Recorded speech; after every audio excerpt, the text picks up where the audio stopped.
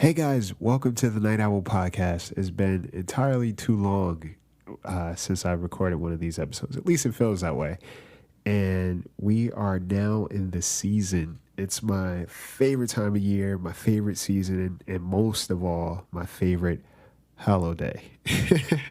Halloween. It's everything to me, and I'm all about all things scary, all things that go bump in the night. And what better way to celebrate this month than with this podcast? Um, yeah, and I really want to take the Night Owl to another level and just have some real good scary fun with it, and make this as enjoyable as possible for you guys as well. If you guys have stories of your own, they could be old wives' tales, stories passed on from your childhood, or even some of your own personal experiences. They don't have to be supernatural related. But yeah, just something to keep us up at night. If you have a story that you'd like to be featured on this podcast, do not hesitate to send it to the birdbrainpodcast@gmail.com with the subject headline Night Owl. And your story could be featured on one of our episodes. I hope you guys are really enjoying this experience and enjoying the creepy feels. And I hope you put this on at night, like I do, or when you're driving in your car. My favorite time to usually listen to podcasts in this nature, typically, or it tends to be when I'm cleaning, when I'm cooking, or when I'm driving or on a train ride, something where I need something in the background that's gonna keep me interested. I also tend to listen to podcasts like these when I fall asleep. That's a little fun fact about me. Sometimes I do have to turn them off because they get a little bit too chilly, if you will. But yeah, I hope you guys find a good moment to listen to these stories and enjoy them as well. And I hope you guys enjoy listening as much as I enjoy putting them out there, because it's a good time all around. And yeah, tis the season, guys. Tis the season. So I hope you guys have an amazing fall, and I hope you guys stay tuned for some amazing collaborations with some buddies of mine, some very crazy stories we have coming down the line, and even some personal experiences I plan on having discussed on future episodes, about certain phenomena, certain, I don't know what you want to say, experiences. Yeah, if you want to call it experiences, yeah, certain experiences, in the dream life and the waking life, all the above. Things that are a little bit out of the ordinary and will probably keep you up at night to some degree. So, yeah, you know what time it is. Lock those doors, check your windows, and settle in somewhere comfortable as we prepare for the Night Owl. Welcome to the Night Owl, the meeting place, those things that keep you up at night.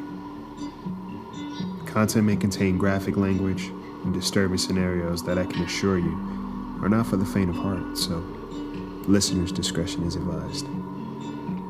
I'm your host, Isaiah, and if you're still with me, well, maybe you should lock your doors, check those windows, turn out the lights, and get as comfortable as you can. You won't be sleeping tonight. You've been warned.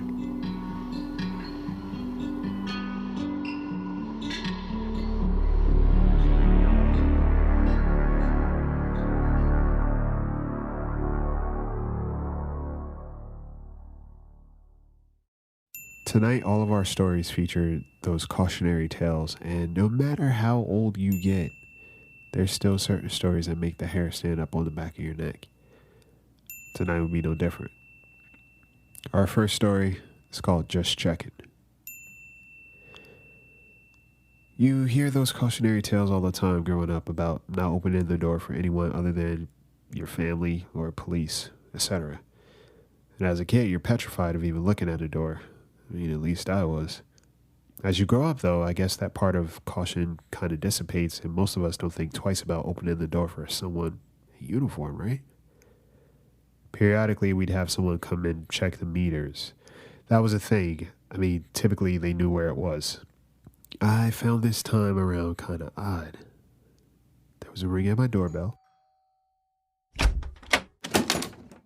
Can I help you? I'm here to check your meters. The guy was in a blue uniform and a trucker hat and wore blue chinos and black boots.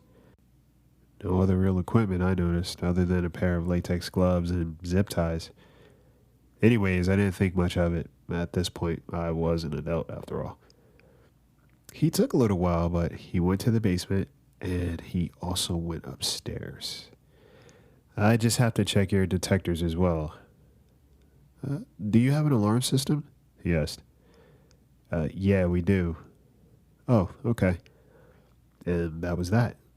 Just like that, he was gone. And I didn't think anything of it. Didn't even mention it to the family. I was home from school for the holidays, so I was home most of the day while everyone else was at work or school. So a few days went by and I got a ring at the door. I see someone in a white polo, a beige hat, and beige khakis. Hi there, I'm here to check your gas meter. Someone already came 2 days ago, I said. I'm sorry? The guy seemed confused. Yeah, one of you guys came 2 days ago to check. He was dressed different, though. He had a blue shirt, blue pants, and black boots. Doesn't sound like us, and your appointment was scheduled for today. At that moment, my stomach dropped. Hold on 1 second. I left him at the door, and I called my parents to see if there was a meter guy coming today. My mom said there was. She had set up the appointment herself. Okay. I hung up and let the man in. He went to the meter in the basement and within seconds was out. Not like the first guy. I asked if he needed to go upstairs and check anything as well. He simply said, nope. There's just one location for the meter, so we're all set here. And he was out. I felt sick. My parents came home and told me that they got a call from one of the police officers. Said that there was a murder in town. The suspect was a guy wearing a blue shirt, blue pants, and black boots. Was seen by a witness leaving the scene.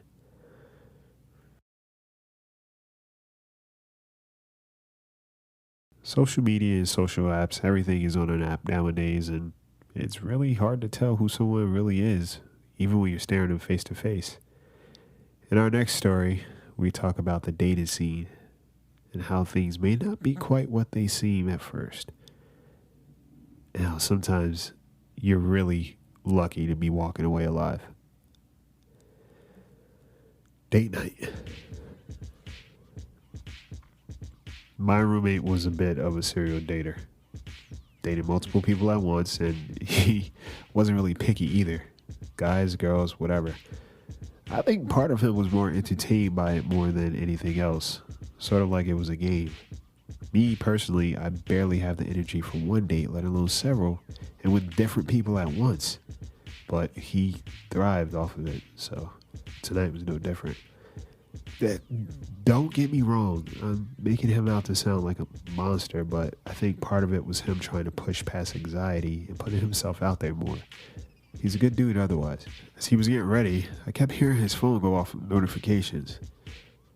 Dude, I'm surprised they all haven't found out yet. Nah, it's the same person. Wait, really? Yep. Seems cool. You always say that. Guy or girl? Guy. Dope. He's like a brother to me, so we have this thing. Whenever one of us goes out on a date, we made up this danger plan.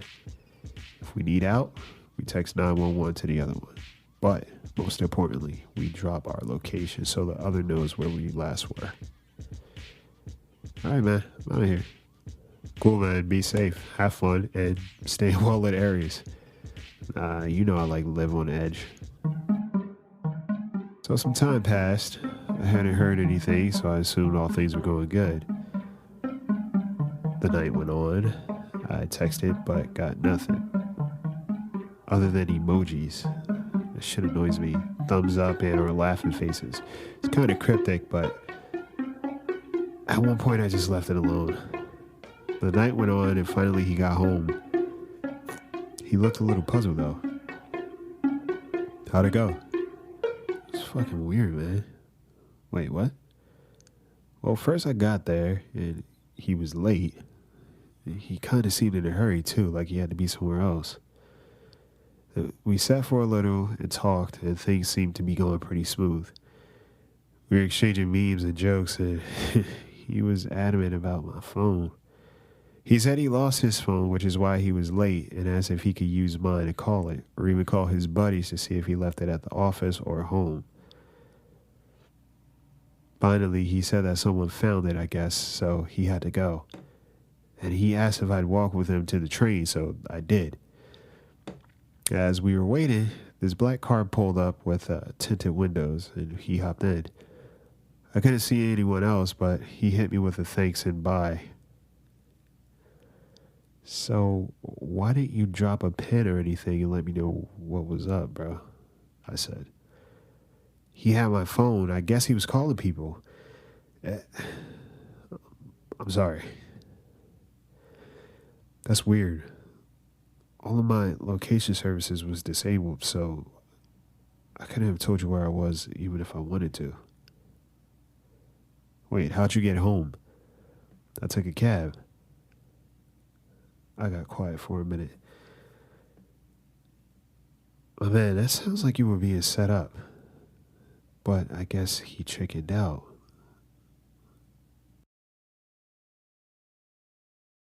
Our last story comes from one of our listeners, Jason Camacho. What's up, Jason? We'll call this one the walk home. I remember back in high school, my buddies and I decided to go to the town fair that happens every year. And it was a Friday night, and it was tradition, so we figured why not. All of our parents were insistent on us traveling in groups as much as possible, so tonight was no different. We were juniors in high school and we were thick as thieves, so it was a given that we'd be hanging out together. As we were walking along, a car pulled up on the side of us. You need a ride? We played it off and kept walking, joking and chatting with one another, but the car kept following alongside us. It was an all-black car. I couldn't even see the guy's face, just his voice, which sounded friendly, but a little too friendly. You look like you guys are going to the fair. I can take you. Just hop in. We kept walking and finally said, no, thank you, and continued to walk and talk with my friends. It was three of us, all athletes, but still, that moment didn't feel good to any of us. Finally, after we ignored him long enough, he just sped off. That was that. We enjoyed the rest of the night, but it was in the back of all our heads on the way home. Monday was back to normal business, school and wrestling practice. It was the final period, and as I was getting my stuff ready, there was an announcement on the intercom. Monday came, and after school, Monday came, and it was back to business. School and wrestling practice after. It was the final period, and as I was getting things ready, there was an announcement over the intercom. All after-school extracurriculars were canceled due to an abduction of one of the students. All students were to go straight home after school, and if necessary, call a parent to pick them up. But no one was allowed to go home alone without notification.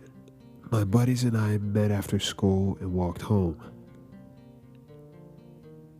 We all knew what that was about, and I guess we were lucky. That's all we have for you guys tonight on the Night Owl. Tune in next week for some more chilling stories to get you into the Halloween mood. Sleep tight.